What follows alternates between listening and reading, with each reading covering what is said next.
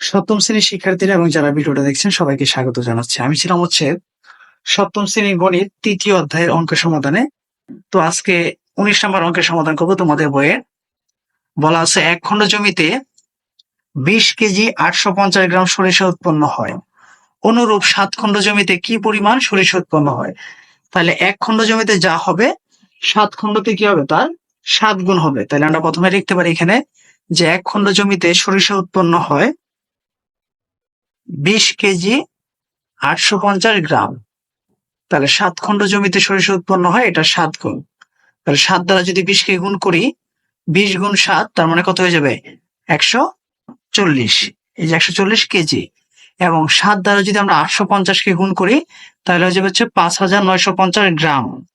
তাহলে এই গ্রামটাকে যদি আমরা কেজি দ্বারা কেজিতে রূপান্তর করি তাহলে 1000 দ্বারা কি করতে হবে, ভাগ করতে হবে। 1000 দ্বারা যদি এটাকে ভাগ করি তাহলে আমরা জানি যে 5000 কেজিতে হচ্ছে কি 5000 কেজি, যেটা এখানে আছে 5000, মানে এত গ্রাম, গ্রামটাকে যদি আমরা কেজিতে রূপান্তর করে ফেলি তাহলে আমরা জানি 5000 গ্রামে হচ্ছে কি 5 কেজি, আর বাকি থাকলো কি 950 গ্রাম। তাহলে আগে আছে হচ্ছে 140 কেজি, এর সাথে যদি আরো 5 কেজি যোগ করে দিই তাহলে কত হবে, 145 কেজি, এবং থাকবে কি 950 গ্রাম।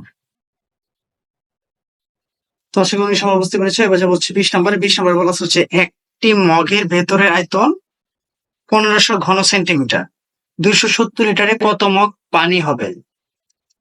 তাহলে এখানে পানির পরিমাণ হচ্ছে কত, 270 লিটার, আর মগের আয়তন হচ্ছে কি 1500 ঘন সেন্টিমিটার, মানে 1500 ঘন সেন্টিমিটার। 1500 ঘন সেন্টিমিটারকে যদি আমরা লিটারে প্রকাশ করি, আমরা জানি 1000 ঘন সেন্টিমিটার হচ্ছে 1 লিটার। ঠিক আছে, তাহলে এটাকে যদি আমরা 1000 দ্বারা ভাগ করি তাহলে কত হবে, 1.5 লিটার। তাহলে এই 1.5 লিটার পানি ধরে কয়টা মগে, একটি মগ। তাহলে আমরা লিখতে পারি যে 1.5 লিটার পানি ধরে একটি মগে। 1 লিটার পানি ধরে কি আরো কম, কম হলে ভাগ হয়ে যাবে। আর অপর দিকে আছে হচ্ছে 270 লিটার। তাহলে 1.5 কোথায় থাকবে, নিচে, উপরে থাকবে কি 270। দশমিক যদি তুলে দিই, দশমিকের জন্য একটা 1, পরবর্তী 1 ঘরের জন্য হচ্ছে একটা 0। তাহলে হয়ে যাবে উপরে হয়ে যাবে 10 আর নিচে হয়ে যাবে কি, যে দশমিক তুলে দিলে সংখ্যাটা কত হয়ে যাবে, 15। ঠিক আছে, এবার 15 দ্বারা যদি আমরা 270 কে ভাগ করি তাহলে হয়ে যাবে হচ্ছে 18। 18 10 180। তার মানে কি 180 টি মগে 270 লিটার পানি দরকার। ঠিক আছে, তো আশা করি এটা বুঝতে পেরেছ। এবার যা হচ্ছে 21 নম্বর অঙ্কে। 21 নম্বর অঙ্কে বলা হচ্ছে এক ব্যবসায়ী কোনো একদিন 18 কেজি 300 গ্রাম চাল এবং 5 কেজি 750 গ্রাম লবণ বিক্রি করে। ওই হিসাবে মাসে তিনি কি পরিমাণ চাল ও লবণ বিক্রি করেন। তাহলে এক মাস সমান সমান হচ্ছে কি 30 দিন।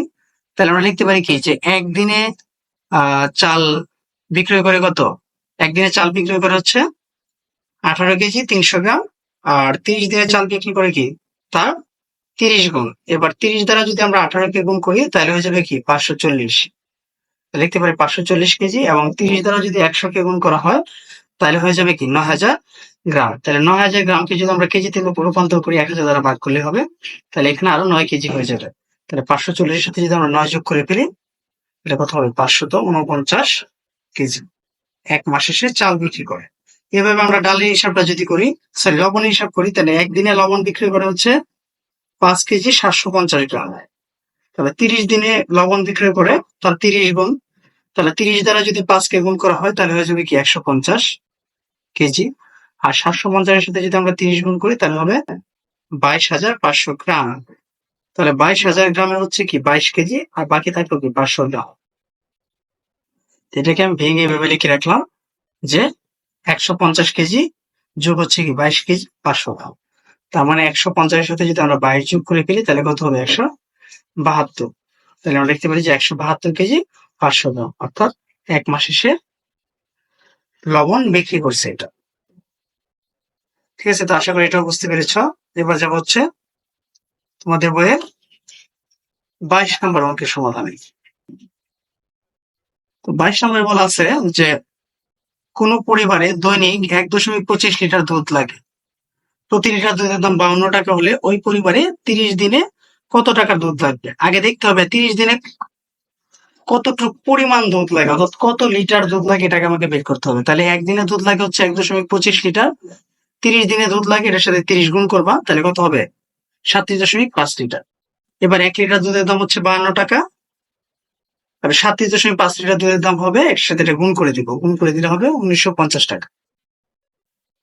ঠিক আছে, 52 সাথে যদি 37.5 গুণ করি তাহলে কত হবে? 1950। ঠিক আছে, আমরা লিখতে পারি যে 30 দিনে 1950 টাকা দুধ লাগবে। প্রিয় শিক্ষার্থীরা, আমি যারা ভিডিওটা দেখছিলেন, এই ছিল হচ্ছে তৃতীয় অধ্যায়ে 19 থেকে 22 পর্যন্ত অঙ্কের সমাধান। ঠিক আছে, আশা করি ভিডিওটি আপনার কাছে ভালো লেগেছে। যদি আপনার কাছে ভিডিওটি ভালো লেগে থাকে তাহলে চ্যানেলটাকে অবশ্যই সাবস্ক্রাইব করবেন এবং ভিডিওটি সবার মাঝে শেয়ার করবেন।